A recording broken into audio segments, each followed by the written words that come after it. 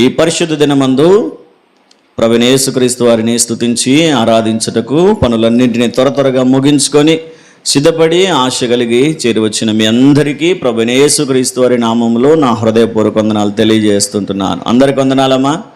అయా పురుషులు యవనస్తులు అందరికి వందనాలు. అందరు బాగున్నారమ్మా?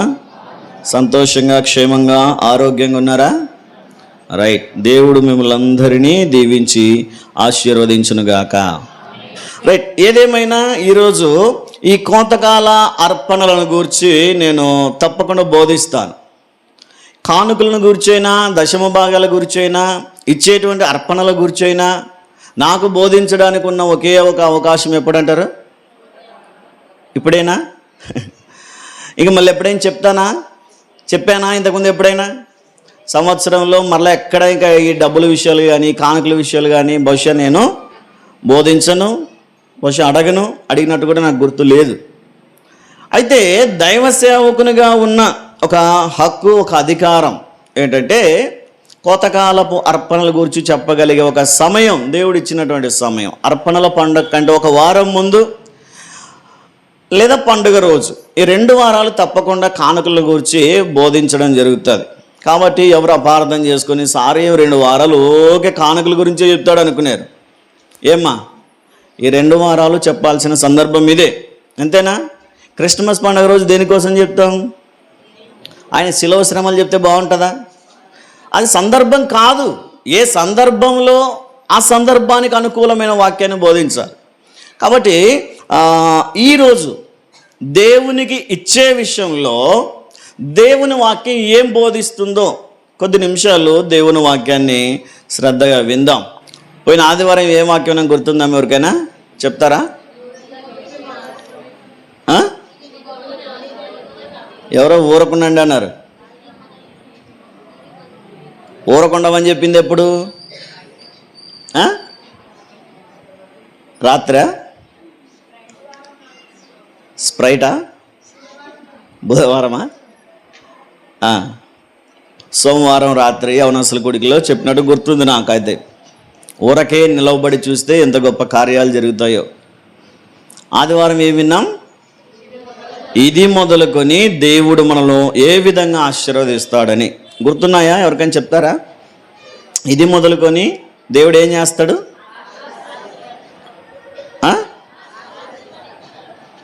రైట్, అదేలేండి, నాకు కూడా డౌట్ వచ్చింది అదేనా కాదని.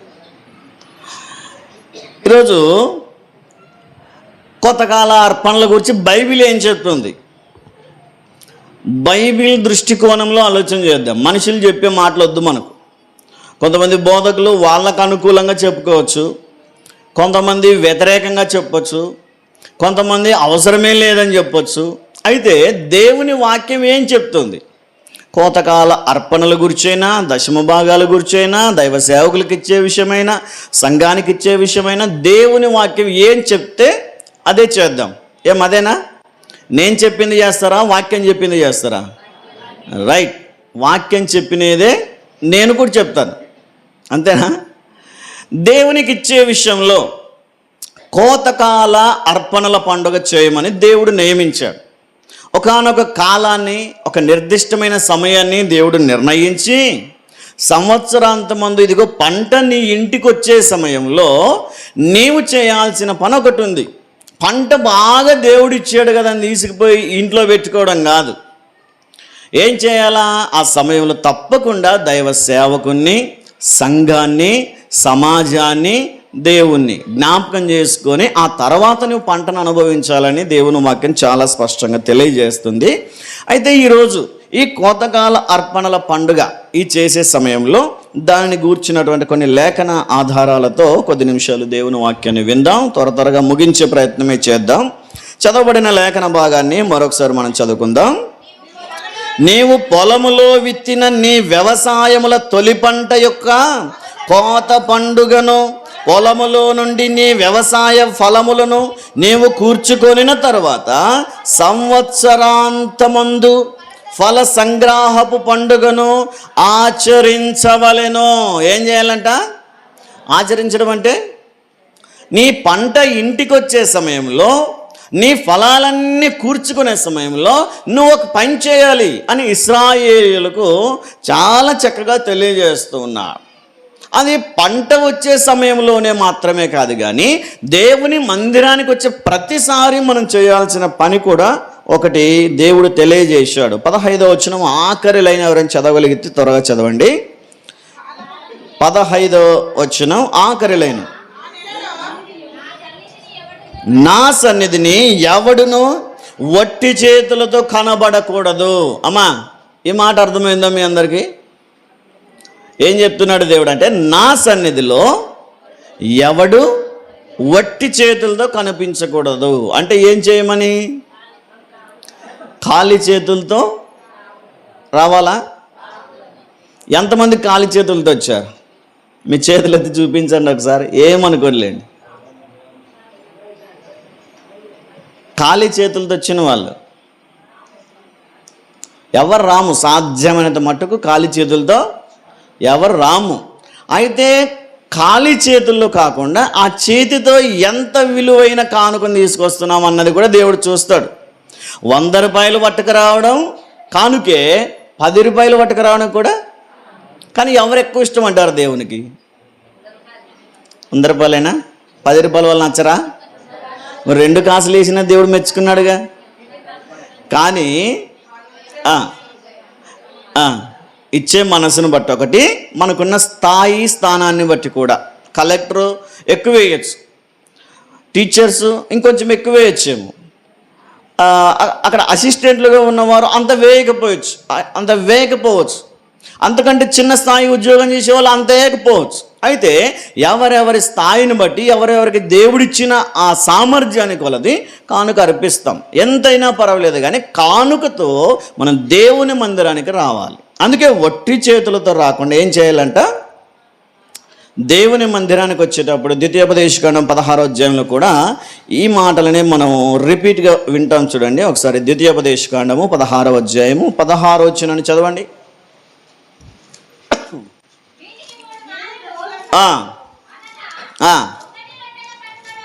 1 2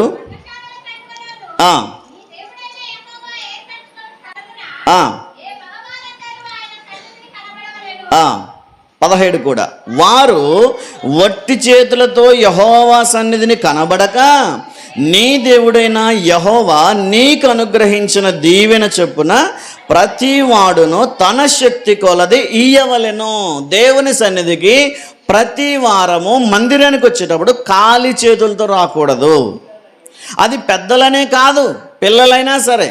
సండే స్కూల్కి పిల్లల్ని పంపించేటప్పుడు ఏం చేయాలమ్మా? ఇస్తున్నారా? సండే స్కూల్కి పిల్లల్ని పంపించేటప్పుడు పిల్లల్ని ఖాళీ చేతులతో పంపించకండి. ఎంత సామర్థ్యం అయితే పర్వాలేదు, మనం వేసినంత కానుక పిల్లలు వేయాలన్న నియమేమేమి లేదు, కానీ ఎంతైనా పర్వాలేదు మన బిడ్డల చేత మనం కానుక ఇచ్చి పంపించాలి. దేవుని మందిరానికి వచ్చేటప్పుడు మనము వట్టి చేతులతో రాకూడదు. దేవుని మందిరానికి వచ్చేటప్పుడు బిడ్డలైనా వట్టి చేతులతో రాకూడదు, పురుషులైనా కూడా వట్టి చేతులతో రాకూడదు. ఎంతో కొంత దేవునికి అర్పణ, ఏమో చెప్పండి, ఎంతో కొంత దేవునికి అర్పణ తీసుకొని రావాలి. మరి అయితే ఎంత తీసుకొని రావాలి అని ఆలోచన చేస్తే దేవుడు ఒక కొలత పెట్టాడు. దేవునికి ఇచ్చే విషయంలో ఒక నియమం పెట్టాడు. అది మనందరికీ తెలుసు, ప్రతిసారి చదువుతూ ప్రతిసారి వింటూ ఉంటాం, మ్యాక్సిమం ఎక్కడైనా వింటూ ఉంటాం, వినబడుతూ ఉంటుంది. అయితే ఇచ్చే విషయంలో కూడా దేవుడు కొన్ని పద్ధతులు పెట్టాడు.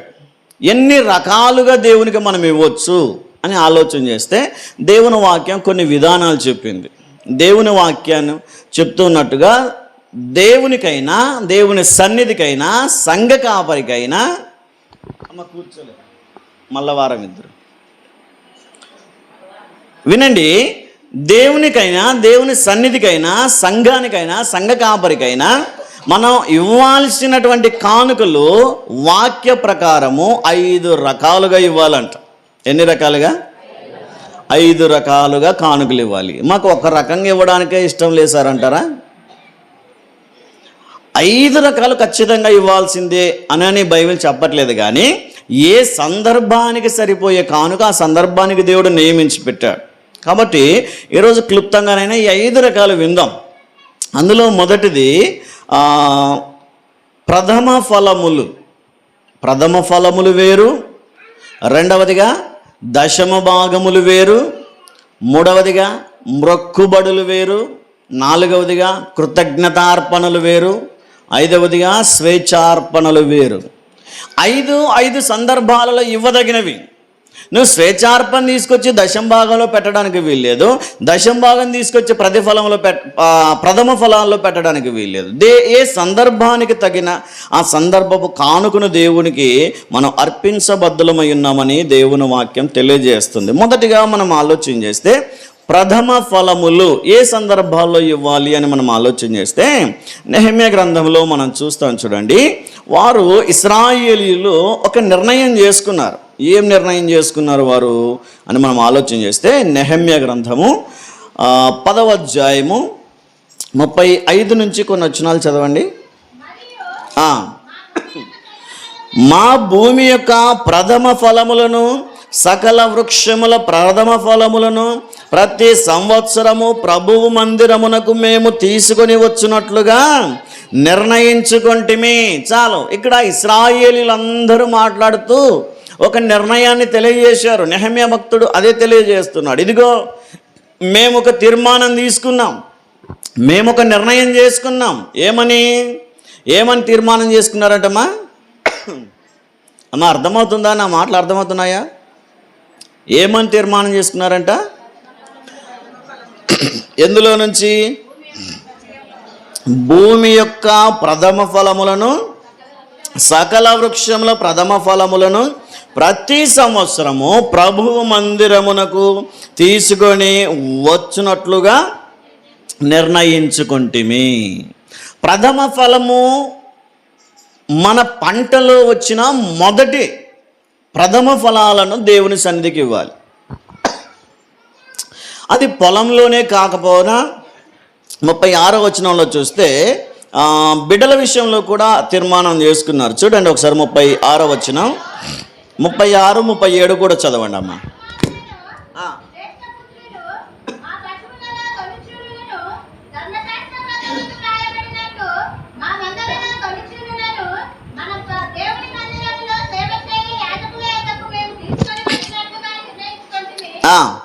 ఇదియుగాక మా పిండిలో ప్రథమ ఫలము, ప్రతిష్టార్పణల సకల విధములైన వృక్షముల ఫలములు, ద్రాక్షారసము, నూనె మొదలైన వాటిని మా దేవుని మందిరపు గదులలోనికి యాజకుల యొద్దకు తెచ్చినట్లుగాను, మా భూమి పంటలో 10వ వంతును లేవీయుల యొద్దకు తీసుకొని వచ్చినట్లుగాను, ప్రతి పట్టణములోనున్న మా పంటలో 10వ వంతును ఆ లేవీయులకు ఇచ్చినట్లుగాను నిర్ణయించుకుంటుమి. ఇక్కడ భూఫలమైన, గర్భఫలమైన, ఇంకే విషయంలోనైనా, ఆహార విషయంలోనైనా వారు తీసుకున్న నిర్ణయం ఏంటంటే మా దగ్గర ఏది ఉంటే అది, అందులో మొదటిది దేవునికి.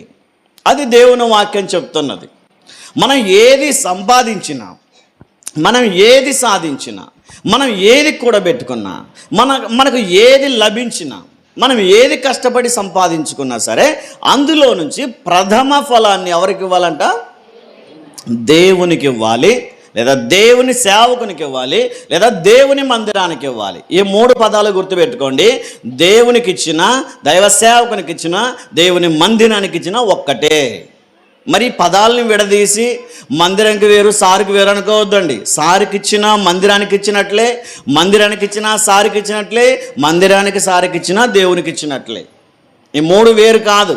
మరలా దేవునిది దేవునికి, మందిరానికి సారికి అనుకోవద్దండి. ఒకప్పుడు పాత నిబంధన ప్రకారము లేవీయులది, యాజకులది సంపూర్ణమైన అధికారం ఉండేది సంఘం మీద. సంఘంలో వచ్చే ప్రతి రూపాయి మీద ఎవరికి అధికారం ఉండేది? యాజకులకు, లేవీయులకు అధికారం ఉండేది. కాబట్టి మందిరానికి తెచ్చిన యాజకులకే, లేవీయులకు తెచ్చిన యాజకులకే, దేవునికి అర్పించిన యాజకులకే.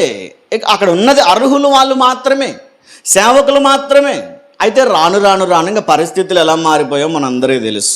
ఏదేమైనా దైవ సేవకునికి ఇచ్చిన, సంఘానికి ఇచ్చిన, దేవునికి ఇచ్చిన అన్నిటి కలిపి దేవుడు మనల్ని ఆశీర్వదిస్తాడు, ఏ రూపంలో చేసినా. అయితే మనం ఈరోజు నేర్చుకోవాల్సిన విషయం ఏంటంటే, మనం కలిగిన ఉన్న ఏదైనా పర్వాలేదు కానీ అందులో నుంచి ప్రథమ ఫలాన్ని దేవునికి ఇవ్వడం నేర్చుకోవాలా.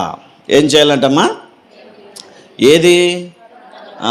దేనిలో నుంచి ఇస్తున్నారు ప్రథమ ఫలాన్ని? ఒకసారి ఆలోచన చేయండి.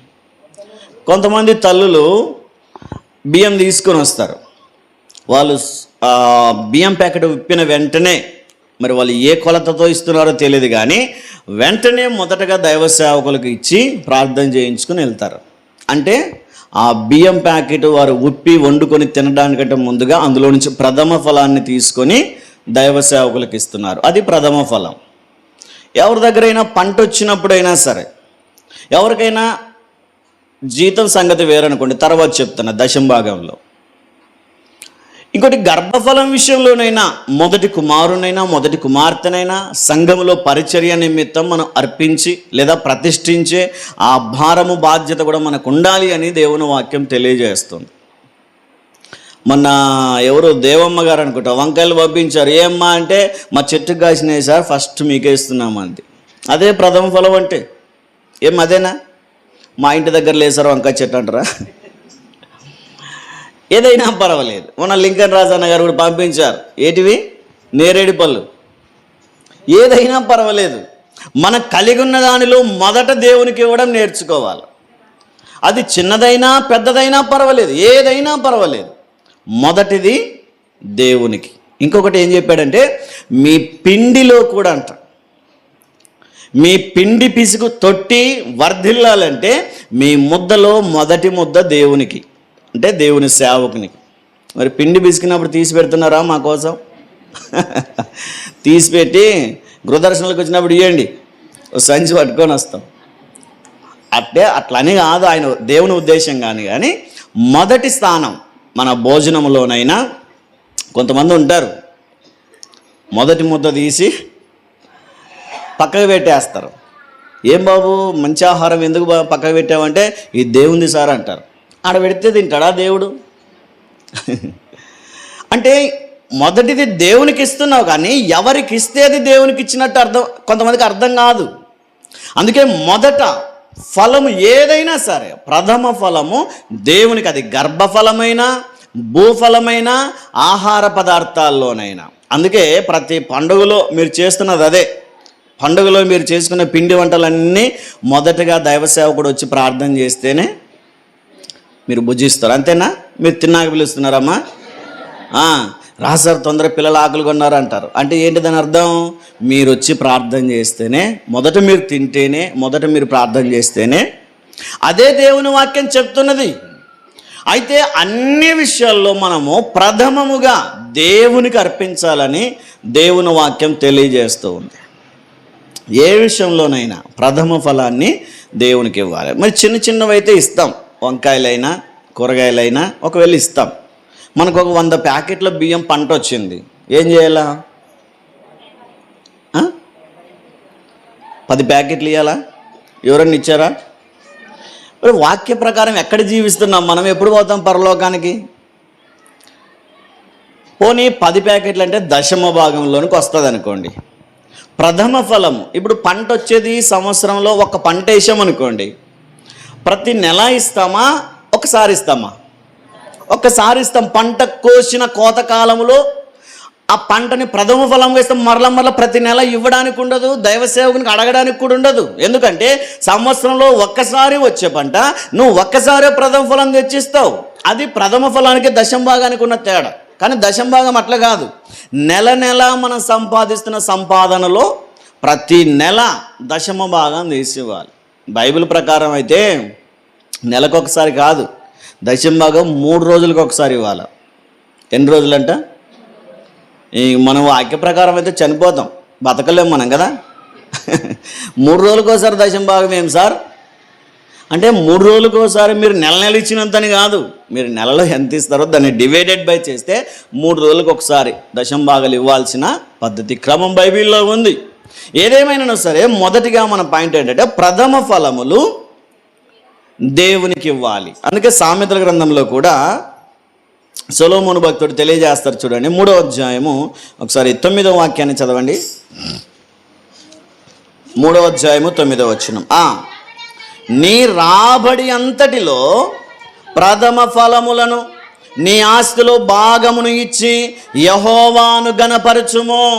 దేవునికి మన రాబడి అంతటిలో మొదటి భాగాన్ని తీసుకుని ఇస్తే, లేదా మన ప్రథమ ఫలాన్ని దేవునికి ఇస్తే, మనం సంపాదించిందైనా సాధించిందైనా గెలుచుకున్నదైనా ఏదైనా పర్వాలేదు, అందులో మొదటి భాగాన్ని దేవునికి ఇస్తే అది దేవునిని గణపరిచినట్లు అంట. హల్లెలూయా, హల్లెలూయా. ఇప్పుడు దేవుని గణపరచాలంటే ఏం చేయాలంట? On the spot. లాజరస్ అన్న మొన్న 1500 2500 గెలుచుకున్నాడు. 500 అక్కడికక్కడే ఇచ్చేశాడు. మరి ఆయనకి ఎలా ప్రేరేపణ వచ్చిందో తెలియదు, కానీ అంటే మనం పొందుకుంటున్నామంటే దేవుని కృప, దైవ సేవకుల ప్రార్థన తప్పనిసరి మన జీవితంలో పని చేస్తుంది. కనుకనే తప్పకుండా మనం ఏది పొందుకున్నా అందులో నుంచి ఏం చేయాలంట? ద్వితీయోపదేశకాండంలో కూడా ప్రథమ ఫలాన్ని తప్పకుండా దైవ సేవకులకు ఇవ్వాలని దేవుని వాక్యంలో మనం చూస్తాం. చూడండి 18వ అధ్యాయము ఒకసారి 4-5 వచనాలు చదవండి. ద్వితీయోపదేశకాండము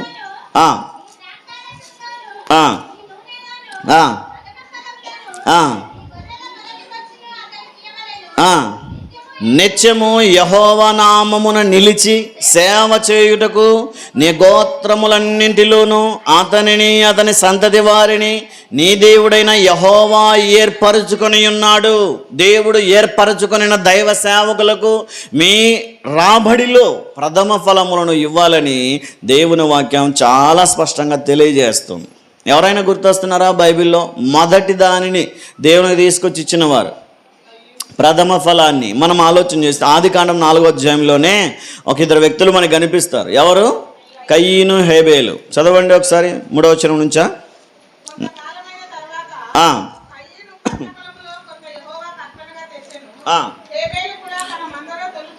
తొలుచూలన పుట్టిన వాటిలో క్రొవ్విన వాటిని కొన్ని తెచ్చెను. యెహోవా హేబేలును అతని అర్పణను లక్ష్య పెట్టెను. చాలా ఇక్కడ చూస్తాను చూడండి. కయీనుకు సేద్యపరిచే అలవాటు, హేబేలుకు మందలు మేపే అలవాటు.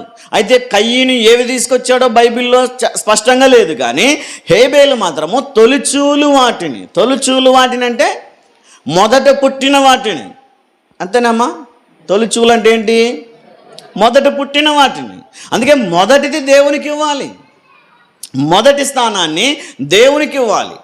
మనమే ఉన్నాం, మనం దశమ భాగం ఇస్తున్నాం అనుకోండి, ఆ దశమ భాగాన్ని కూడా మొదట ఇవ్వడం శ్రేష్టం. దశమ భాగం ప్రథమ ఫలముగా ఇవ్వడం ఇంకా శ్రేష్టమైంది. అంటే మొదట దైవ సేవకునికి మన అవసరాలన్నీ తీసుకొని తీర్చుకున్న తర్వాత ఇచ్చేది కాదు. ఆ తర్వాత ఇచ్చే కానుకకు అంత ప్రాధాన్యత ఉండదు బహుశా. అందుకే మొదట దైవ సేవకునికి ఇవ్వాలి. మొదట దైవ సేవకునికి ఇస్తే ఎంతగా ఆశీర్వదించబడతామో దేవుని వాక్య లేఖనాల్లో మనం చూస్తాం. అందుకే దేవుని వాక్యం సెలవిస్తున్నట్టుగా ప్రథమ ఫలాన్ని ఎవరికి ఇవ్వాలంట? మీరే తిన్నారనుకోండి, అది శాపంగా మారుతుంది. కాబట్టి ఏదైనా సరే, జీతమైనా, ఫలమైనా, పంటైనా, వ్యాపారమైనా, ఉద్యోగమైనా, ఏ విషయంలోనైనా, ఏ సందర్భంలోనైనా ప్రథమ ఫలాన్ని దేవునికి ఇచ్చే ప్రయత్నం చేయండి. రెండవదిగా మనం ఆలోచన చేస్తే ప్రథమ ఫలాన్ని ఇవ్వాలి, రెండవదిగా దశమ భాగాలను కూడా ఇవ్వాలి. మలాకి గ్రంథంలో మనం చాలాసార్లు వింటాం. చూడండి, మలాకి గ్రంథం 3వ అధ్యాయంలోనికి రండి ఒకసారి. 10వ వచనాన్ని చదవండి. నా మందిరములో ఆహారం ఉండునట్లు 10వ భాగమంతయు మీరు నా మందిరపు నిధులలోనికి తీసుకొని రండి. దీన్ని చేసి మీరు నన్ను శోధించిన ఎడల నేను ఆకాశపు వాకిన్లను విప్పి పట్టజాలనంత విస్తారముగా దీవెనలు కుమ్మరించదునని సైన్యములకు అధిపతియగు యెహోవా సెలవిచ్చుచున్నాడు. దేవుని సెలవది, దేవుని వాక్యం అది, దేవుని కట్టడ, దేవుని విధి, దేవుని నియమం ఏంటంట? ఏం చేయాలని? దేవుని మందిరానికి ఏం తీసుకుని రావాలా? దశమ భాగం తప్పకుండా తీసుకుని రావాలని దేవుని వాక్యం చాలా స్పష్టంగా తెలియజేస్తుంది. మరి మన సంఘంలో ఎంతమంది దశమ భాగాలు ఇస్తున్నారో ఒకసారి హృదయాలను పరీక్షించుకోండి. దశమ భాగాలు ఇస్తుంటే వాక్య ప్రకారం జీవిస్తున్నట్టు. దశమ భాగం ఇవ్వకపోతే ఇవ్వకపోతే వాక్య ప్రకారమైన జీవితమేనా? దేవునికి ఇష్టమైన జీవితమేనా? అది క్రైస్తవ జీవితమేనా? క్రైస్తవుడు అంటే, దేవుని బిడ్డలంటే, విశ్వాసాలు అంటే తప్పకుండా దశమ భాగం ఇచ్చి తీరాలి. అది మనం అనుభవించడానికి వీల్లేదు. అది ఎంతైనా పర్వాలేదు, రూపాయి అయినా 10 రూపాయలైనా దేవునికి ఇవ్వాల్సిన సొమ్ము దేవునికి ఇచ్చి తీరాల్సిందే. మన దగ్గర ఉంటే అది కంపు కొడుతుంది, మన దగ్గర ఉంటే అది మనకే శాపంగా మారుతుంది. దేవుడు అంటాడు, ఇదిగో దశమ భాగములు యెహోవా సొమ్ము.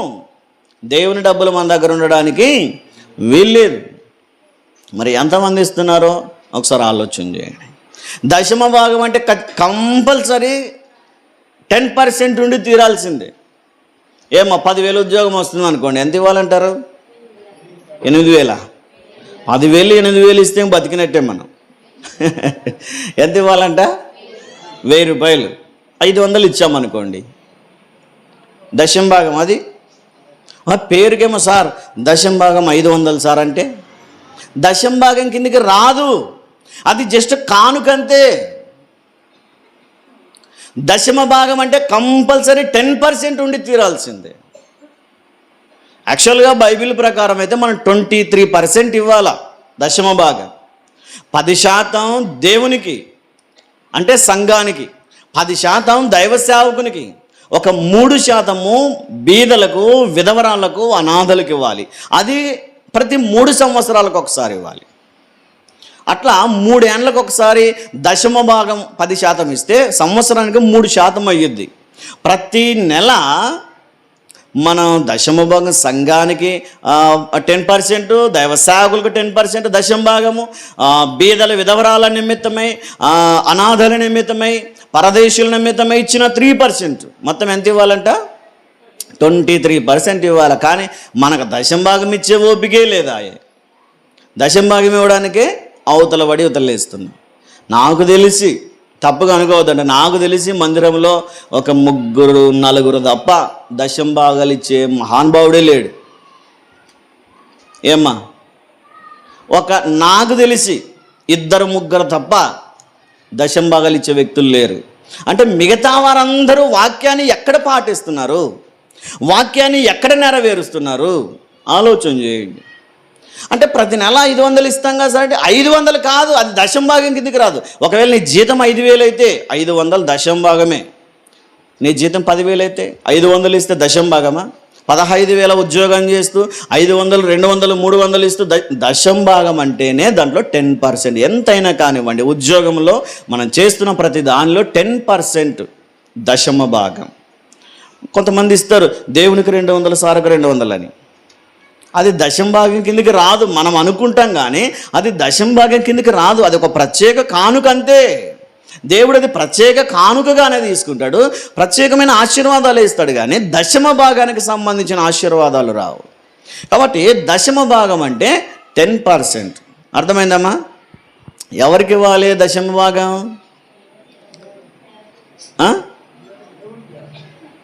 దేవునికేనా? ఎవరికి ఇవ్వాలా?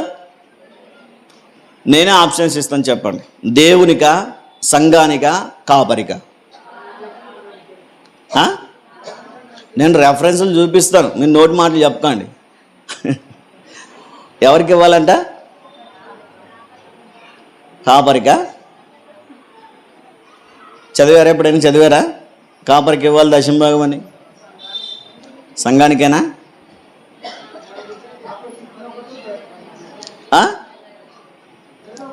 సంఘానికి ఇచ్చే దశమ భాగం వేరు. చెప్పాను, ఇంతసేపు చెప్పాక 2 నిమిషాలు కూడా కాలేదు.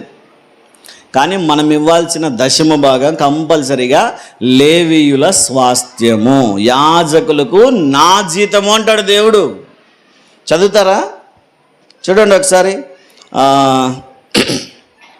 సంఖ్యాకాండంలోనికి రండి, 18వ అధ్యాయము 21వ వచనం చదవండి ఒకసారి.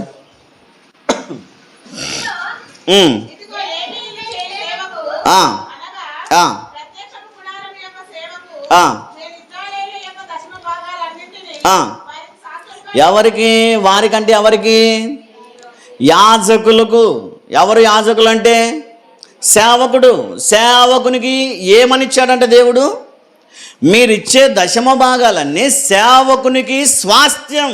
స్వాస్థ్యం అంటే స్వాస్థ్యం అంటే అర్థం ఏంటి చెప్పండి.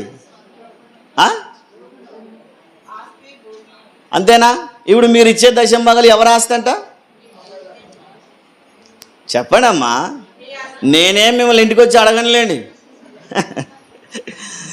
ఒక ఆయన ఇచ్చాడంట భార్యకి, ఏమే 2500 సారికి దశంభాగం ఇపో. ఓ మంచి చీర కనిపించిందంట, 1000 రూపాయలు సారికి ఇచ్చి 1500 చీర తీసుకునిందంట.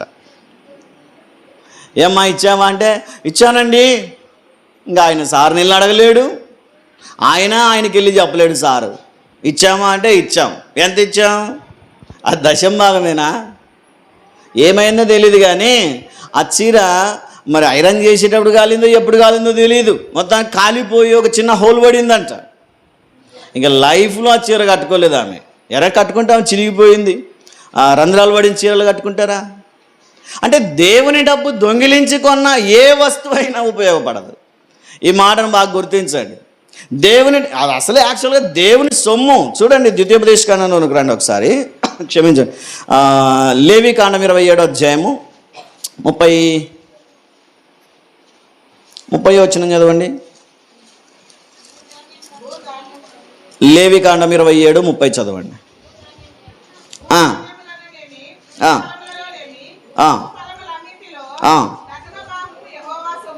ఎవరిదంట అమ్మా? విన్నారా ఈ మాట? ఇంకోసారి చదవమ్మా. భూధాన్యములలోనేమి వృక్ష ఫలములలోనేమి భూఫలములన్నింటిలో 10% యెహోవా సొమ్ము. హల్లెలూయా. ఇప్పుడు ఆ 10% మీ దగ్గర ఉందంటే ఎవరి సొమ్ము ఉన్నట్టు మీ దగ్గర? దేవుని సొమ్ము మీ దగ్గరే పెట్టుకుంటారా? దేవుని సొమ్ము దేవునికి ఇవ్వాల్సిందే. దేవుడు నీకు ఆరోగ్యాన్ని ఇచ్చి, దేవుడు నీకు ఆయుష్కాలాన్ని ఇచ్చి, దేవుడు నీకు బలమును, శక్తిని, ఆరోగ్యాన్ని ఇచ్చాడు, కష్టపడి పని చేసుకునే కృపనిచ్చాడు, మంచి జ్ఞానం ఇచ్చాడు. ఇన్ని ఆశీర్వదించి ఇన్ని రకాలుగా దీవించిన దేవుడు నీకు ఆశీర్వదించినంతటిని, నీకు రావాల్సినంతటిని దేవుడు నీకు ఇచ్చి 90% నీకు, నీ కుటుంబానికి ఉపయోగించుకొని 10% దేవునికి, దేవుని సేవకునికి ఇవ్వమంటే మనం ఏం చేస్తాం చెప్పండి? అది దేవుని సొమ్ము. 10% కంపల్సరీ. ఈరోజు 100 రూపాయలు సంపాదించామనుకోండి, అందులో మన 90 రూపాయలే. ఎంత? మిగతా 10 రూపాయలు ఎవరిది? దేవునిది. అది ఆ దేవుని సొమ్మును ఎవరికి స్వాస్థ్యంగా ఇచ్చాడు చెప్పండి అమ్మా. అంటే ఇప్పుడు మీ దగ్గర ఉన్న 10 రూపాయలు ఎవరిది? మరి ఇప్పుడు దాన్ని ఎప్పుడు పత్రం రాపించుకుంటారు? ఏమ్మా, ఎప్పుడు రాపించుకుంటారు?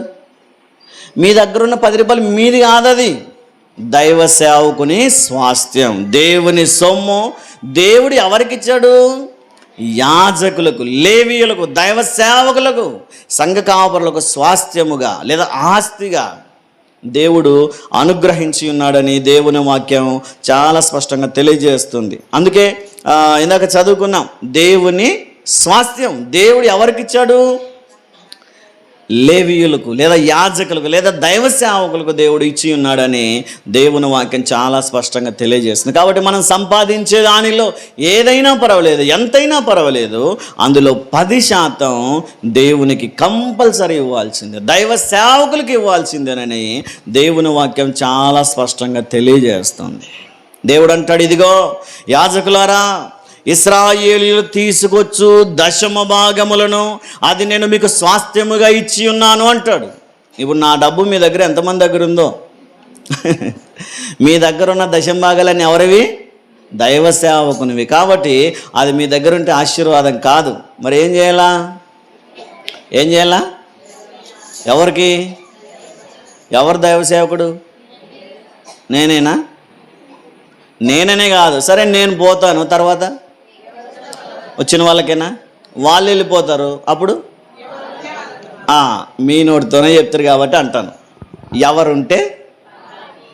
ఏమ్మా, ఈ మాట అందరూ అంగీకరిస్తారా? ఎవరుంటే. ఏమ్మా, అంగీకరిస్తున్నారా?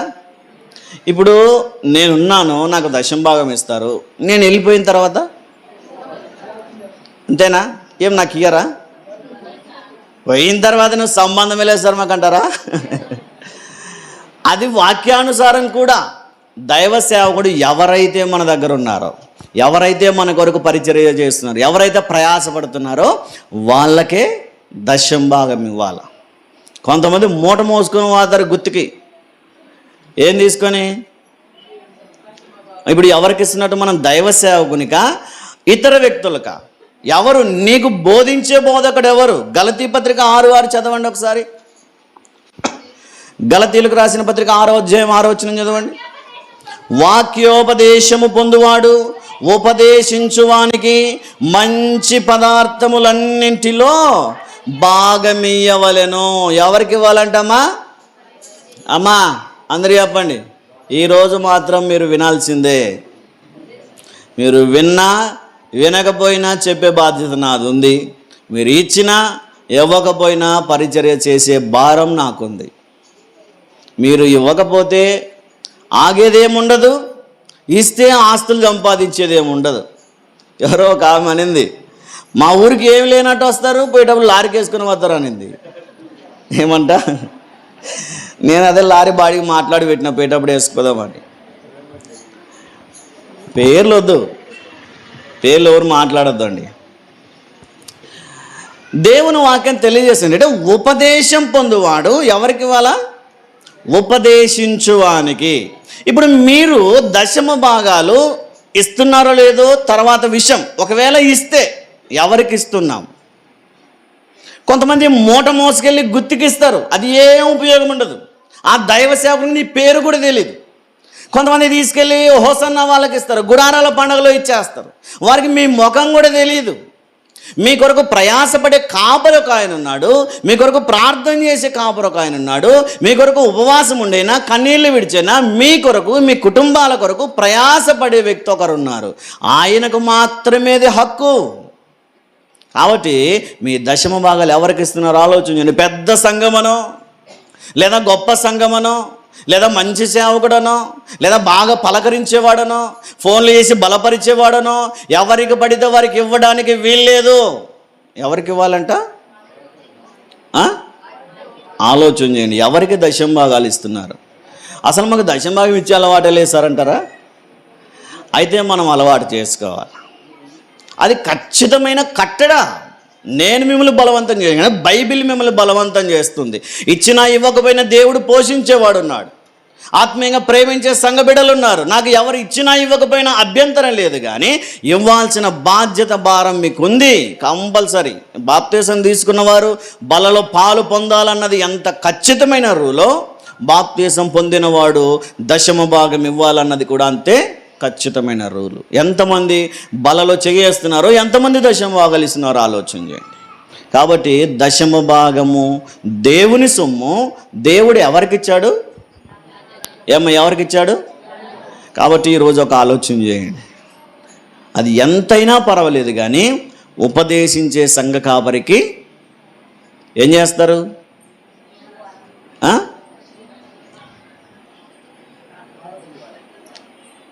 ఇవ్వాలి అని ఖచ్చితమైన కట్టడ. ఇవ్వండి అని నేనేం ఖచ్చితంగా చెప్పను. దేవుని వాక్యం ఇవ్వమని చెప్తుంది. కాబట్టి తప్పకుండా దశమ భాగములు దేవునికి జీతముగా ఇచ్చాడని దేవుని వాక్యంలో చదువుకున్న. స్వాస్థ్యముగా ఇచ్చాడు. 18:31 ఏం చదువుకున్నా? సంఖ్యాకాండమా? సంఖ్యాకాండం 18:21 ఏం చదువుకున్నాం? అది దైవ సేవకులకు దేవుడిచ్చిన స్వాస్థ్యం, అది దేవుని సొమ్ము అని విన్నాం. అయితే 31వ వచనాన్ని చదవండి ఒకసారి. 31వ వచనాన్ని చదవండి. మీరును మీ కుటుంబీకులను ఏ స్థలమందైనను వాటిని తినవచ్చును, ఏలయనగా మీరు చేయ సేవకు అది జీతము. దేవుడు యాజకులతో మాట్లాడుతున్నాడు. ఇదిగో యాజకులారా, దశమ భాగాలు ఏం చేయాలి అని మీరు అంటారేమో. ఏం చేయాలో దైవ సేవకుడు? ఆ దశమ భాగాలను తీసుకున్నటువంటి దైవ సేవకుడు సంఘ కాపరికి సంపూర్ణమైన అధికారం ఉంది. మీరిచ్చేటువంటి దశమ భాగం మీద సంపూర్ణమైన అధికారం ఎవరికి ఉంటుంది?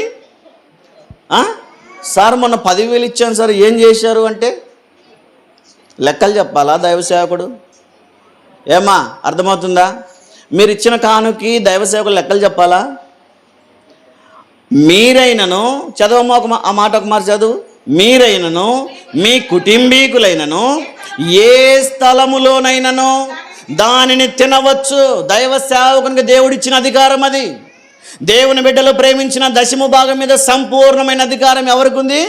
సంఘ కాపరికి ఉంది. సంఘ కాపరికి కానుకిచ్చాం, ఆయన ఏం చేశాడు అని అడిగే అర్హత మనకు లేదు. సంఘ కాపరి కొంతమంది దశమ భాగాలు ఇచ్చి సార్ ఏం చేశారు అని అడగడం అది తప్పు. కొంతమంది అంటారు సార్ అంత మంచి కోట్ వేసాడంటే కారణం ఏంటి? మేమిచ్చాం కనుకనే. ఏమ్మా సార్ అంత తెల్ల తిరుగుతాడు, అంత మంచి బట్టలు వేసుకొని అంటే కారణం ఎవరు? మీరేమనుకుంటారు? నేనిచ్చే దశమ భాగం కొరకే ఆయన అంత మంచి బట్టలు తొడిగాడు అనుకుంటాం, అంతేనా? నేను కానుక ఇవ్వకపోతే ఆయనకు బట్టలు లేవు పండక్కి అనుకున్నారా ఎవరైనా?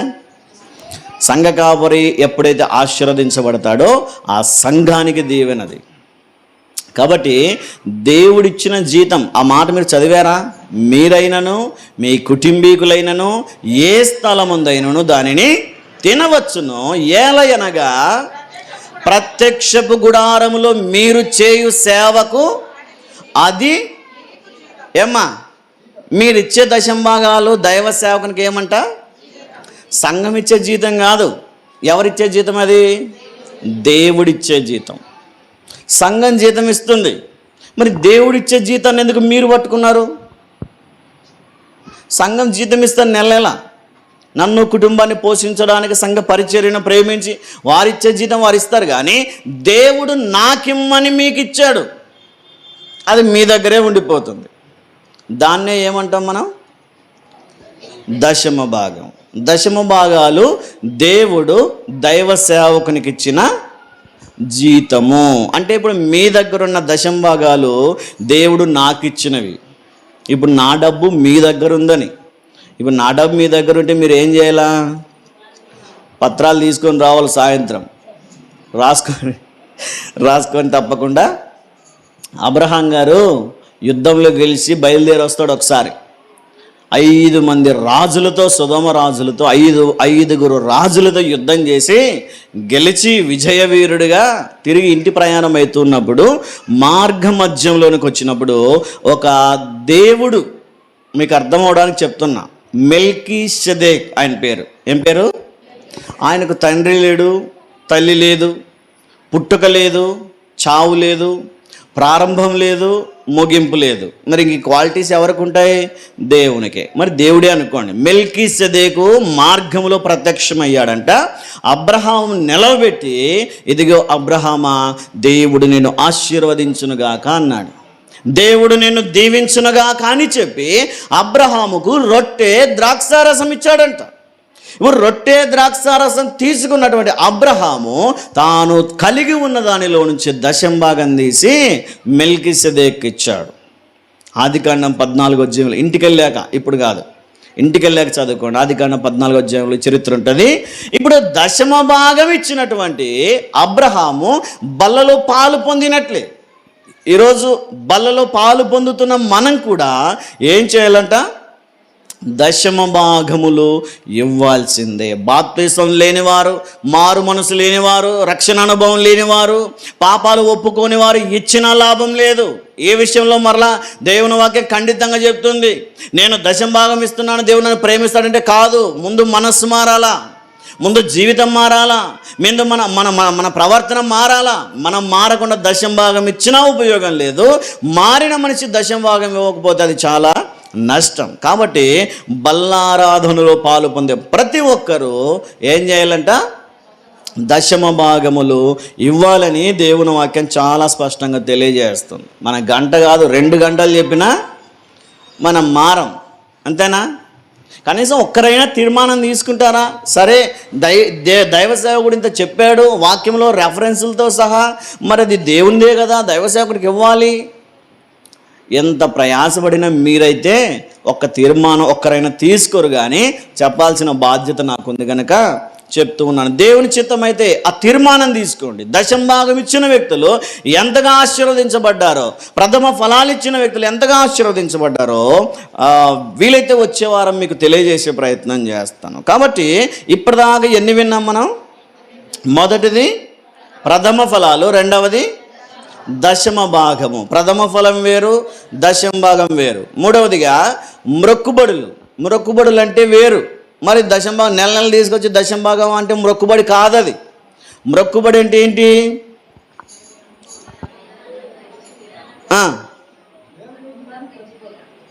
దేవునికి ఇచ్చిన దానికి ప్రతిఫలమా? దేవుడు చేసిన దానికి ప్రతిఫలం అది. కానీ అది ఇంకొక కోణంలో వస్తుంది. నెక్స్ట్ పాయింట్ అది. మ్రొక్కుబడి అంటే ఏంటి?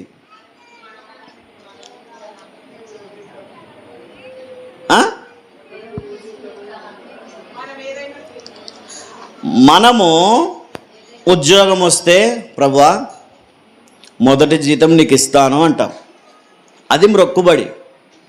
దేవుడు ఇవ్వకపోతే నీవు ఇవ్వవు, అంతేనా? మ్రొక్కుబడి అంటే కండిషన్. ప్రభువా నీవు నా బిడ్డకు ఆరోగ్యం ఇస్తే నేను కానుకిస్తాను అనుకుంటాం. నా కుమారుడు ఎగ్జామ్స్లో పాస్ అవుతే ప్రభువా సన్నిధికి కానుకిస్తాను అనుకుంటాం. నా పంట బాగొస్తే నేను నీకు ఇంత అంటే కండిషన్తో దేవుని దగ్గర ఒప్పుకునే మ్రొక్కుబడి. అది దేవుని దగ్గర మ్రొక్కుబడి చేసుకుంటాం. ప్రభువా ఈ హాస్పిటల్లో నుండి ఇంటికి వెళ్తే ఆరోగ్యంగా జీవిస్తే నీకు ఇంత ఇస్తాను అని దేవునితో మాట్లాడుకుంటాం, దేవునితో తీర్మానం చేసుకుంటాం. చూసారా? అది మ్రొక్కుబడి అంటే. మ్రొక్కుబడి గురించి దేవుని వాక్యం ఏం తెలియజేస్తుందంటే ద్వితీయోపదేశకాండం 23వ అధ్యాయంలో మనం చూస్తాం. చూడండి 21, 22 వచనాలు ఒకసారి చదవండి.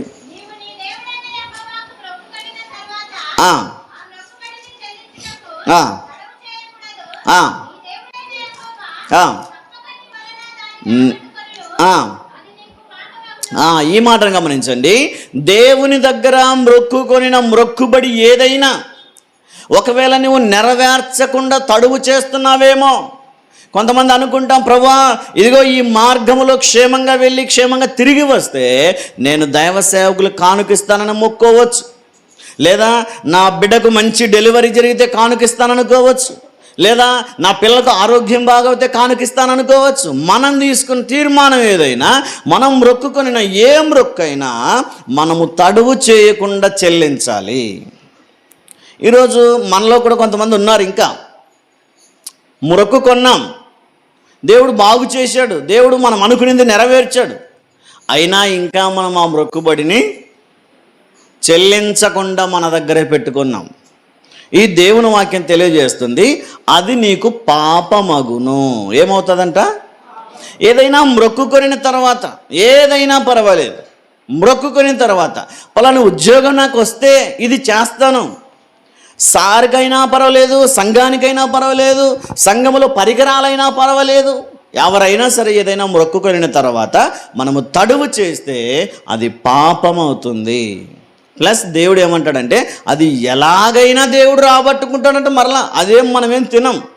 మనం మొక్కుకొనిన మొక్కుబడి మరో రూపంలోనైనా దేవుడు తీసుకుంటాడు, కానీ అది మన హృదయపూర్వకంగా ఇస్తే అది మనకు ఆశీర్వాదం. దేవుడు తీసుకునేంత వరకు మనం దాచిపెట్టుకున్నా, బిగబట్టుకున్నా అది మనకు శాపం అవుతుందని దేవుని వాక్యం తెలియజేస్తుంది. కాబట్టి ఏదైనా మొక్కుకున్నారా? ఈరోజు ఆలోచన చేయండి. మీ మనసుకు ఏదైనా గుర్తొస్తుందా? పలాంది చేస్తే ఇలా చేస్తాను, పలాంది చేస్తే ఇది ఇస్తాను అని ఎప్పుడైనా ఏదైనా మొక్కుకున్నారా? ఆ మ్రొక్కుకొనిన మ్రొక్కుబడిని తప్పకుండా దేవుని సన్నిధిలో మనం చెల్లించాలని దేవుని వాక్యం తెలియజేస్తుంది. చెల్లించకపోతే అది మనకే ఉరిగా మారుతుందని దేవుని వాక్యం తెలియజేస్తుంది. అది పాపంగా మారుతుంది. ఒక ఆయన ఉన్నాడు, దేవుని దగ్గర అలాగే మొక్కుకున్నాడు, ప్రభువా ఇదిగో యుద్ధానికి వెళ్తున్నాను, ఆ యుద్ధంలో కనుక నేను జయించి గెలిచి ఆరోగ్యంగా తిరిగి వస్తే నా ఇంటిలో నుంచి ఏది ఎదురొస్తే అది నీకు ఇచ్చేస్తాను ప్రభు అన్నాడు. ఏది ఎదురొచ్చినా పర్వాలేదు, గొర్రె వచ్చినా, మేక వచ్చినా, ఎడ్లు వచ్చినా, ఒంటెలు వచ్చినా, ఏదైనా పర్వాలేదు. అరే మేక అయితే ఇద్దామనుకున్నాను, ఇంత ఒంటె ఇంత పెద్దది ఇంత విలువైంది ఎలా ఇద్దామని నేను వెనకడుగు వేయను ప్రభు. ఏదొచ్చినా ఏది ఎదురొచ్చినా పర్వాలేదు, అది నీకే అర్పిస్తాను లేదా ప్రతిష్ఠిస్తాను అని ఆయన మొక్కుకున్నాడు. ఇంకా మొక్కుకున్న తర్వాత దేవుడు విడిచిపెడతాడా? మనం కూడా కొన్నిసార్లు మొక్కుకున్న తర్వాత దేవుడు త్వరగా కార్యాలు చేస్తాడు. ఎప్పుడైనా చేసి చూడండి, మీకు కూడా అర్థమవుతుంది. ఎప్పుడైనా మొక్కుకున్న తర్వాత కొన్ని కార్యాలు త్వరగా జరిగిపోతాయి. అందుకే ఆయన మొక్కుకున్నాడు, యెఫ్తా మొక్కుకున్నాడు, ఇదిగో ప్రభువా నేను యుద్ధానికి వెళ్ళి క్షేమంగా తిరిగి వస్తే నా ఇంటిలో నుండి ఏది మొదట బయటికి వస్తే, ఏది మొదటగా నాకు ఎదురుగా వస్తే దాన్ని నీకు అర్పిస్తాను అని మొక్కుకొనేను అని ఉంది. యుద్ధం చేశాడు, గెలిచాడు, సంతోషంగా ఇంటికి వచ్చాడు. ఇప్పుడు ఇంటి దగ్గరికి వెళ్తున్నాడు, ఏది ఎదురొస్తే అది ఇవ్వాల్సిందే కమ్మా. మొక్కుకొనిన తర్వాత క్యాన్సిల్ చేసుకోవడానికి అవుతుందా? కాదు. అందుకే ఇంటికి వెళ్ళాడు సంతోషంగా, ఏ గొర్రె వచ్చినా ఏ మేకొచ్చినా నేను కంపల్సరీ దేవునికి అర్పిస్తాను అనుకున్నాడు. అనుకోకుండా తన సొంత కూతురు ఎదురొచ్చిందంట. ఎవరు వచ్చారు? కూతురు వచ్చింది. ఇప్పుడు కూతురుని ఏం చేయాలా? అర్పించాల్సిందే. మొక్కుకున్నాడు. ఒకవేళ మొక్కు తప్పిపోదామంటే అది పాపం అవుతుంది, తప్పిపోతే అది ఉరిగా మారుతుంది, లేదా అర్పించకపోతే మాట తప్పిన వారం అవుతావు. ఇప్పుడు ఒక యుద్ధంలో గెలిచి వచ్చాం, ఈ మొక్కుబడి చేసుకోకపోతే, చెల్లించకపోతే, తీర్చకపోతే ఎన్ని యుద్ధాలు ఎదురవుతావో తెలియదు. అందుకని ఆయన ఏం చేశాడంటే కూతురుని పట్టుకుని ఏడ్చాడు. అమ్మా ఎందుకు ఎదురొచ్చావే నువ్వు? కాసేపు ఆగి రావాల్సింది, కాసేపు ఆడుకోవాల్సింది, కాసేపు అటు ఎటో వెళ్ళిపోయి నాకు తర్వాత కనిపించాల్సిందేమో. ఇప్పుడు ఎందుకు ఎదురొచ్చావంటే, ఏం డాడీ ఏమైంది? మీరు యుద్ధంలో గెలిచారు, ఆ సంతోషంతో ఎదురుగా వచ్చానంటే, లేదమ్మా నేను దేవునికి మొక్కుకున్నాను, నాకు ఏది మొదటి ఎదురుగా వచ్చినా అది దేవునికి ఇచ్చేస్తానని. అంటే ఆ చిన్న బిడ్డ కూడా మంచి మనసుతో అంగీకరించింది. దేవునికి నువ్వు ఇస్తానన్నావా? ఇచ్చేసేయి. అర్పణగా ఇస్తానన్నావా? ఇచ్చేసేయి. నన్ను ఏం చేసినా పర్వాలేదు, నీవు మాత్రం దేవునికి ఇచ్చిన మాట తప్పడానికి వీల్లేదు. అయితే ఒక పని చే, ఒక 2 నెలలు నాకు టైం ఇస్తే. ఒక 2 నెలల టైం అడిగింది. తను ఆత్మీయంగా సిద్ధపడి దిగి వచ్చింది. ఆ తర్వాత అతడు సేవకు తన కుమార్తెను ప్రతిష్ఠించాడు అని దేవుని వాక్యంలో మనం చూస్తాం. ఆమె నేను చంపలేదు కానీ, అందుకే మొక్కుబడి చేసేటప్పుడు ఆయన ఒక మాట అన్నాడు, అర్పిస్తాను లేదా ప్రతిష్ఠిస్తాను అన్నాడు. జంతువులైతే అర్పించేవాడు, కూతురు కాబట్టి ప్రతిష్ఠించాడు సేవకి. సేవ చేయడానికి ఇక సంవత్సరాల తరబడి ఆమె సేవ చేయాల్సిందే. ఇక ఆమెకు భర్త, పెళ్ళి, పిల్లలు ఇంకేం అవసరం లేదు, ఎందుకంటే ఆమె ప్రతిష్ఠించబడింది కనుక. ఈరోజు మనం చేసుకునే మొక్కుబడి విషయాలు ఒకవేళ ఇంత అయితే ఇద్దాం అనుకున్నాను, అంత అయితే ఇద్దాం, ఇది కాదు. మనం ఏమి మొక్కుకున్నామో అదేం చేయాలంట? దేవుని సన్నిధిలో అది మనం నెరవేర్చేవారిగా ఉండాలని దేవుని వాక్యం తెలియజేస్తుంది. సామెతల గ్రంథములో మనం ఒక మాట చూస్తే, సామెతల గ్రంథం 20వ అధ్యాయం 25వ వచనాన్ని ఒకసారి చదవగలిగితే చదవండి.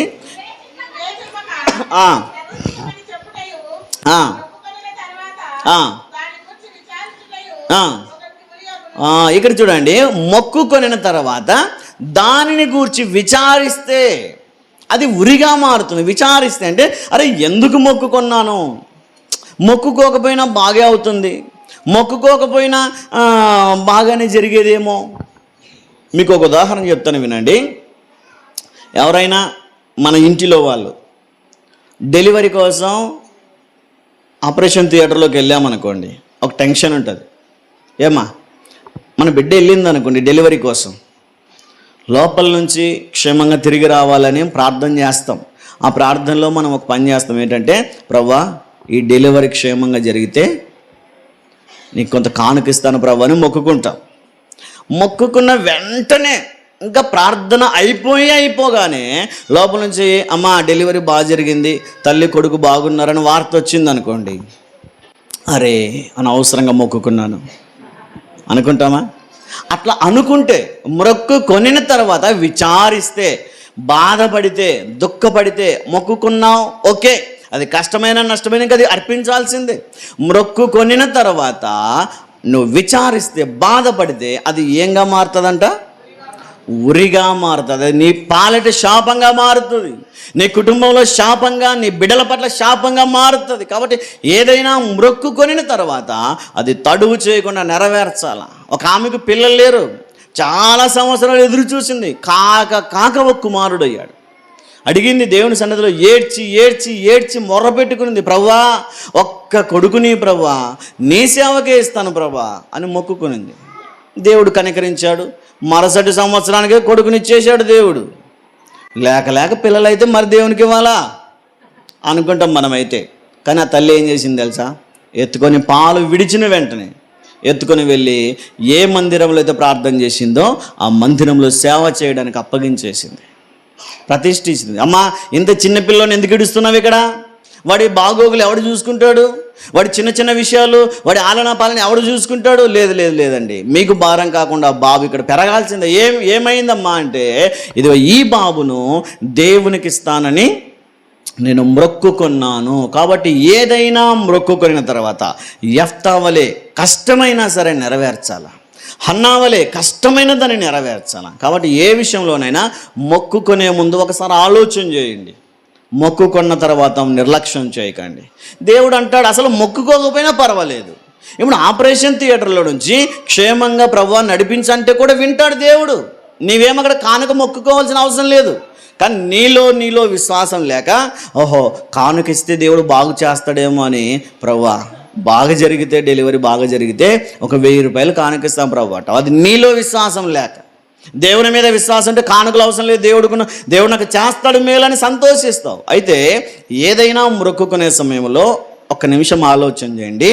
మొక్కుకోకపోయిన దేవుడు ఏమనడు, కానీ మొక్కుకునే తర్వాత మాత్రం అది ఏ విధంగానైనా నీ దగ్గర నుంచి రాబట్టుకుంటాడు. అది నీవిస్తే నీకు ఆశీర్వాదం, దేవుడు రాబట్టుకుంటే అది శాపం ప్లస్ ఉరిగా మారుతుందని దేవుని వాక్యం తెలియజేస్తుంది. అందుకే ప్రసంగి గ్రంథంలో 5వ అధ్యాయం 4వ వచనంలో చూస్తే ఒక మాటను మనం గమనిస్తాం. చూడండి, ప్రసంగి గ్రంథం 5వ అధ్యాయం 4వ వచనం చదవండి. నీవు దేవునికి మొక్కుబడి చేసిన ఎడల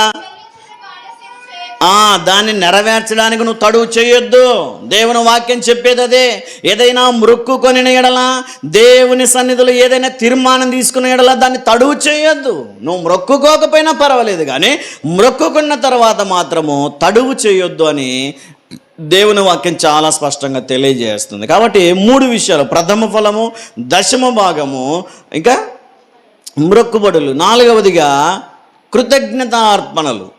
100వ కీర్తన 4వ వచనంలో మనం చదువుకుంటాం ప్రతిసారి. చదవండి ఒకసారి 100వ కీర్తన 4వ వాక్యం చదవండి, త్వరగా చదవండి, ముగించేద్దాం. కృతజ్ఞత అర్పణలు చెల్లించుచు ఆయన గుమ్మములోనికి రావాలా. దేవుని మందిరంలోకి వచ్చేటప్పుడు ఎట్లా రావాలంట? కృతజ్ఞత అర్పణతో రావాలా. దేవుడు ఏదైనా మేలు చేసినప్పుడు. ఇప్పుడు అనుకున్నాం, అమ్మా వినండి, మరలా అదే ఉదాహరణ చెప్తాం. మీరు స్త్రీలు ఎక్కువ ఉన్నారని మీకు అర్థం కావడానికి ఆ ఉదాహరణ చెప్తాను, తప్పుగా అనుకోవద్దండి.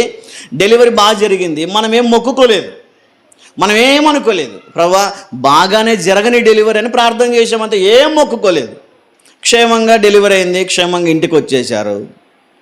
ఇప్పుడు దేవుడు చేసిన మేలుకు కృతజ్ఞతగా ఇవ్వడం, ఇది కృతజ్ఞత అర్పణ. ఉద్యోగం వస్తే ఇది చేస్తాను అది చేస్తాను అనుకోలేదు, కానీ ఉద్యోగం వచ్చింది.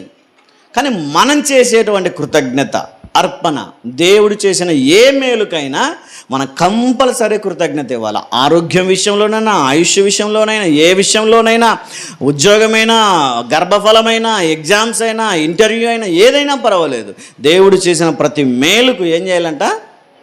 మత్తయి సువార్తలో ఒక కుష్ఠరోగి మనకు కనిపిస్తాడు. ఆ కుష్ఠరోగి దగ్గరికి యేసుక్రీస్తు వారు వెళ్ళి అంటాడు, ఒరేయ్ ఇదిగో ఇటు చూడు, బాగా కావాలనుందా? కుష్ఠరోగం పోగొట్టుకోవాలనుందా?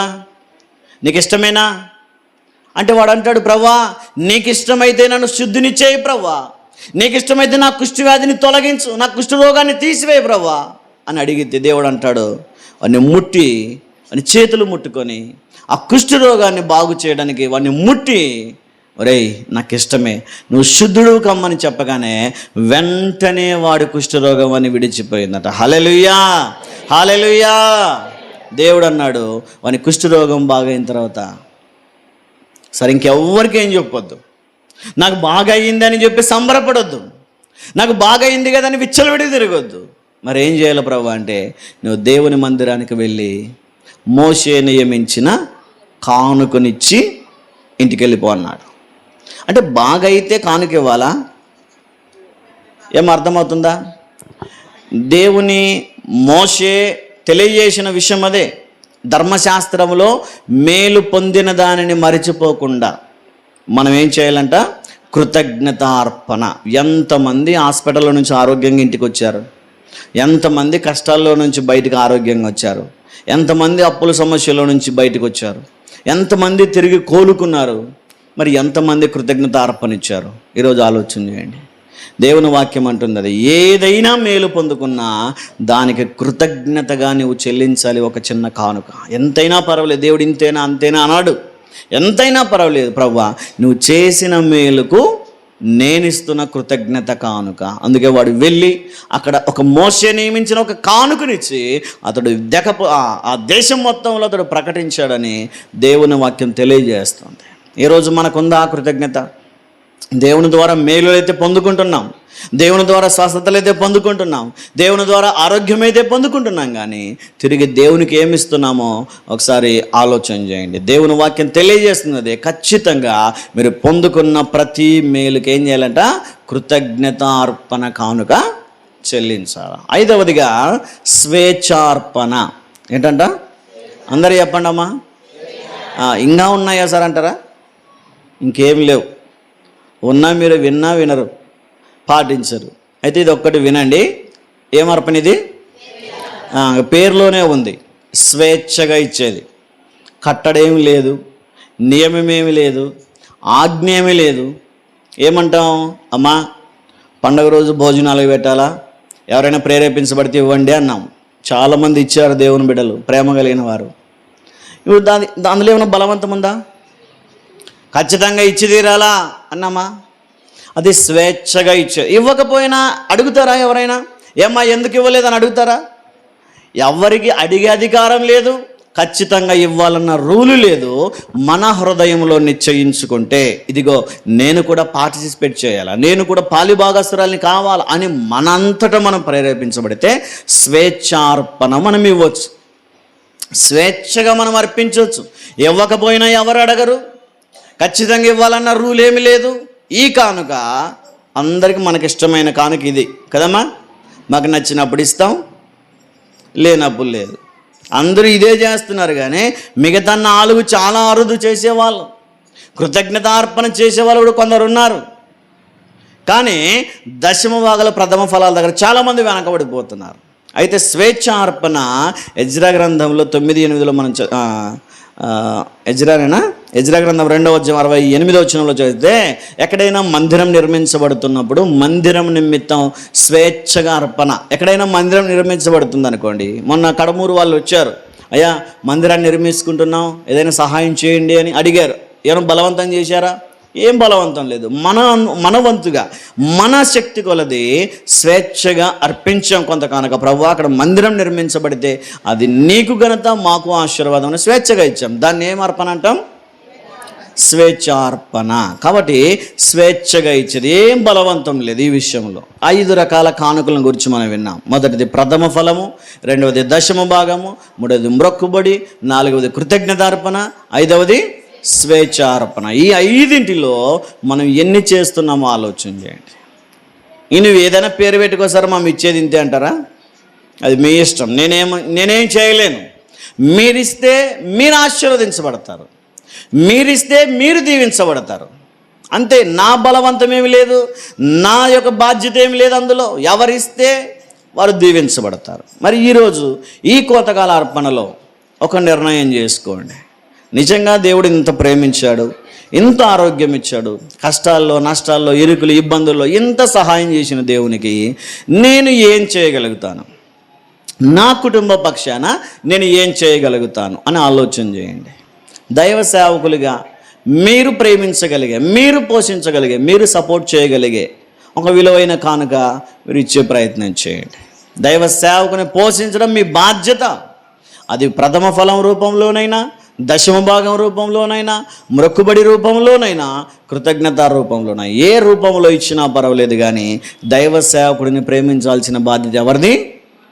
మీది. సంఘమంతా సంఘాన్ని కూడా, సంఘాన్ని సంఘ కాపరిని ప్రతి వారం పట్టే కానుకలో సంఘ క్షేమాభివృద్ధి కొరకు, దైవ సేవకునికి ఇచ్చే కానుకలు సంఘ కాపరి పోషణ కొరకు. మరి ఎంతమంది మనం సంఘాన్ని ప్రేమిస్తున్నాం, సంఘ కాపరిని పోషిస్తున్నాం? ఒకసారి ఆలోచన చేయండి. ఇవ్వగలిగేంత ఇస్తున్నామా? మనం ఇవ్వాల్సినంత ఇస్తున్నామా లేదా తక్కువ ఇస్తున్నామా?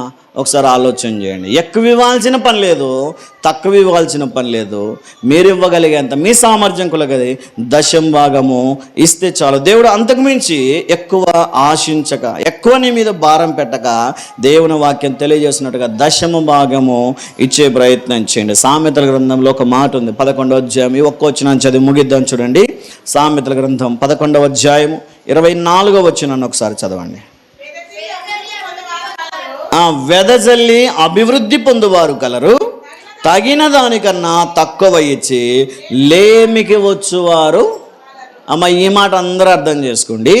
వెదజల్లి అభివృద్ధి పొందిన వారు ఉన్నారు, తగిన దానికన్నా తక్కువ ఇచ్చి లేమికి వచ్చిన వారు ఉన్నారు. 2 బ్యాచ్లు మనకు కనిపిస్తున్నాయి. వెదజల్లితే, ఇవ్వగలిగితే ఆశీర్వదించబడతాం. ఇచ్చేదానికన్నా తక్కువ ఇస్తే, కయ్యూనులాగా దాచిపెట్టుకొని వెనకడుగేస్తే మన ఇంటికి లేమి వస్తుంది, మన ఇంటిలో కొరతలు వస్తాయి. కాబట్టి మనం సమృద్ధిగా ఇస్తున్నామా, తగిన దానికన్నా తక్కువ ఇచ్చి లేమిలో ఉండిపోతున్నామా? ఒకసారి ఆలోచన చేయండి. కళ్ళు మూసుకుందాం, ప్రార్థన చేద్దాం. ఈ సమయంలో మనల్ని మనమే పరీక్షించుకుందాం. దేవుడు చూపినటువంటి ప్రేమకు మనం ఏమి ఇవ్వగలుగుతాం? దేవుడు ఇచ్చినటువంటి ఆరోగ్యానికి ప్రతిగా మనం ఏమి ఇవ్వగలుగుతాం? దేవుడు చూపిన కృపకు మనం ఏమి ఇవ్వగలుగుతాం? కనీసం దేవునికి ఇవ్వాల్సిందైనా దేవునికి ఇస్తున్నామా? దేవునికి ఇవ్వమని దేవుని వాక్యంలో బోధించిందైనా దేవునికి ఇస్తున్నామా? ఈరోజు ఆలోచన చేద్దాం, మనల్ని మనమే పరీక్షించుకుందాం. నిజంగా దేవునికి ఇవ్వలేక వెనకబడిపోతున్న వారు ఎవరైనా ఉంటే, ఈరోజు వాక్యం విన్న తర్వాత అయినా దేవునికి ఇవ్వాలని తీర్మానం తీసుకుంటే ముందుకు రండి. దేవుని వాక్యంలో బోధిస్తున్నట్టుగా ప్రథమ ఫలమైన, దశమ భాగమైన, మొక్కుబడైన, కృతజ్ఞతార్పణైన, స్వేచ్ఛార్పణైన, ఏ రూపంలోనైనా దేవుని సొమ్ము దేవునికి ఇచ్చే ప్రయత్నం చేద్దాం. కళ్ళు మూసుకుందాం, అందరు కళ్ళు మూసుకుందాం. మోకరించగలిగేవారు మోకరించే ప్రయత్నం చేయండి. నిజమే ప్రభు, నేను ఇవ్వాలనుకున్నా ఇవ్వలేక వెనకబడిపోతున్నాను, దయతో నన్ను క్షమించని ఎవరైనా తీర్మానం తీసుకోగలిగితే, నిజంగా ఇవ్వాలని ఉంది, ఇవ్వగలిగేంత సమృద్ధిని ఇచ్చావు, అయినా నేనే ఇవ్వలేక వెనకబడిపోతున్నాను ప్రభా, ఇక నుంచైనా దైవ సేవకుల్ని, సంఘ కాపరిని, సంఘాన్ని ప్రేమిస్తాను, ప్రేమించగలిగే భాగ్యము, కృప నాకు అనుగ్రహించు ప్రభు అని ఒక తీర్మానం తీసుకుందాం. కళ్ళు మూసుకుందాం, ప్రార్థన చేద్దాం. విత్తబడిన వాక్య సందేశం కొరకై పాస్టమ్మ గారు ప్రార్థన చేస్తారు. అందరూ తలలోంచి కళ్ళు మూసుకున్నట్టయితే ప్రార్థన చేసుకుందాం. ప్రేమ పరిశుద్ధుడా, నీ పరిశుద్ధమైన, ఉన్నతమైన, శ్రేష్టమైన నామానికి వేవేల కృతజ్ఞత, స్తుతులు, స్తోత్రములనైనా. ఇదిగో తండ్రి, గతించినటువంటి నైనా మరి తండ్రి ఆదివారం మొదలుకొని ప్రభా, ఈ ఆదివార దినాన తండ్రి, మొదటి ఆదివార దినాన ప్రభా, నీ సన్నిధానములో సంఘముగాను సమాజముగాను ప్రభా నిన్ను స్తుతించడానికి, నిన్ను ఆరాధించడానికి మాకు ఇచ్చినటువంటి శ్రేష్టమైన విలువైన అవకాశాన్ని బట్టి నీకే స్తుతులు, స్తోత్రములనైనా. ఇదిగో తండ్రి, ఉదయం మొదలుకొనినైనా ఈ మధ్యాహ్న కాల సమయం వరకు ప్రభా నిన్ను స్తుతించి ఆరాధించే గొప్ప కృపను, భాగ్యం ఇచ్చినటువంటి విధానాన్ని బట్టి కూడా నీకే స్తోత్రములు ప్రభా. ఇదిగో తండ్రి, కొద్ది నిమిషాలనైనా నీ దాసుని ప్రభా నీ పక్షాన్ని నిలబెట్టుకునినైనా మాకందరికీ కావలసినటువంటి ఆత్మీయ ఆహారం అందించడానికినైనా తన నోటికి మీరే బూరగా ఉండి తనను వాడుకున్నటువంటి విధానాన్ని బట్టి కూడా నీకే స్తుతులు, స్తోత్రములు ప్రభా. ఇదిగోనైనా విన్నటువంటి వాక్యానుసారంగా తండ్రి, ఇక్కడ చేరవచ్చినటువంటి మేమందరంనైనా జీవించే గొప్ప కృపను, భాగ్యమును మీరు మాకు దయచేయమని కూడా ప్రార్థిస్తూ ఉంటున్నాను తండ్రి. అదేవిధంగా ప్రభా, మైక్ శబ్దం ద్వారానైనా ఎందరైతే వాక్యాన్ని విన్నారో ప్రభా, వారందరి హృదయాల్లోకి చేర్చుకొని వాక్యానుసారంగా జీవించే కృపను దయచేయమని కూడా ప్రార్థిస్తూ ఉంటున్నాను. అయినా సహాయం దయచేయండి. ఇదిగోనైనా ఇక్కడ చేరవచ్చినటువంటి ప్రతి ఒక్కరిని కూడా ప్రభా మీరు దీవించి ఆశీర్వదించమని, ముందున కార్యక్రమం అంతటి ద్వారా నీ నామానికి మాత్రమే మహిమ తెచ్చుకున్నామని ఈ కొద్ది ప్రార్థన నజుడైన యేసుక్రీస్తు శ్రేష్టమైన నామాన్ని బట్టి మిక్కిలి వినయము తడిగి వేడుకొని పొందుకొని ఇంటున్నాము తండ్రి. ఆమేన్.